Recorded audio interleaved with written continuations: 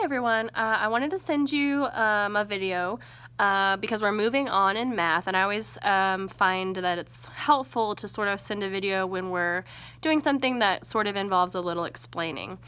So we just finished up shapes, and we took our fractions test today, and if you keep an eye on the grades through home access, then you'll probably notice that the grades are a little higher than they may normally be, just because shapes and fractions are usually pretty easy for the kids. They can touch them, they can look at them, they can move stuff around, touch how many corners and things there are. So that's usually pretty easy for them.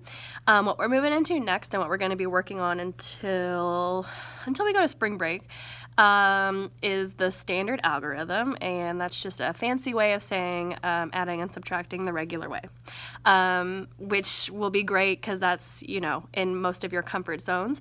Just regular old addition and subtraction without pictures, carry the one, regroup, all that. The idea is at the beginning of the year we taught them, the pictures and the number lines, so they could understand really what they're doing when they're adding and subtracting, when they have to go to the next place and borrow some numbers and things. We just wanted them to have a visual of what was happening. And now the idea is that they should be able to add and subtract the regular way. Ideally, they really shouldn't be using pictures and counting on their fingers and things too much. The good news is that because this is something that, all adults know how to do, it's really easy to get them practice. In second grade, we work with numbers up to 1,200, so most of our problems are going to be 3-digit numbers plus 3-digit numbers, or 3-digit numbers minus 3-digit numbers. And you can just, have them practice problems as you see fit. I did mention that they really won't be using pictures and things a whole lot to help them.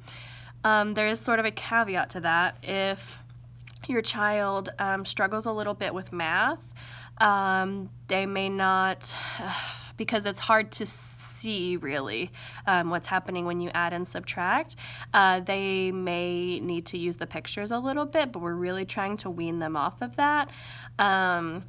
And also just when they get, next week when they get their first set of homework that has this stuff on it, you may just have to use those base 10 blocks, the square to represent 100, a line to represent a 10, or a little cube or circle to represent ones.